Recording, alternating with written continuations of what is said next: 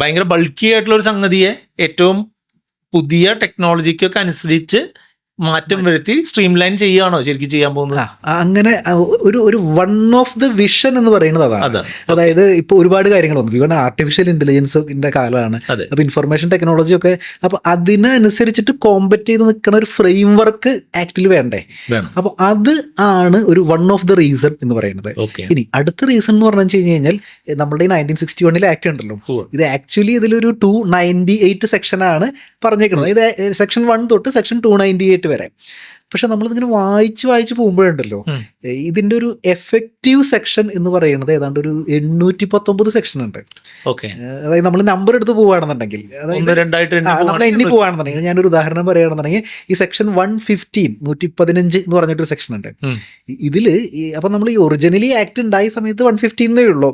പിന്നെ ഇങ്ങനെ ഓരോ ആൽഫബറ്റ് ഇങ്ങനെ ആഡ് ചെയ്ത ബി സി അങ്ങനെ ഇപ്പൊ WM എന്നൊക്കെ പറഞ്ഞ് അങ്ങനെ ആഡ് ചെയ്ത് ഈ സെക്ഷൻ 115 തന്നെ 110 സെക്ഷൻ ഉണ്ട്. അപ്പൊ അങ്ങനെ നോക്കുകയാണെങ്കിൽ ഈ 298 ശരിക്കും എഫക്റ്റീവായിട്ട് 819 സെക്ഷൻ ഉണ്ട്. അതായത് ഇത്തിരി ബൾക്കാണെന്ന് അർത്ഥം. പിന്നെ ഏകദേശം ഒരു 5 ലക്ഷത്തിൽ കൂടുതൽ വേർഡ്സ് ഉണ്ട്.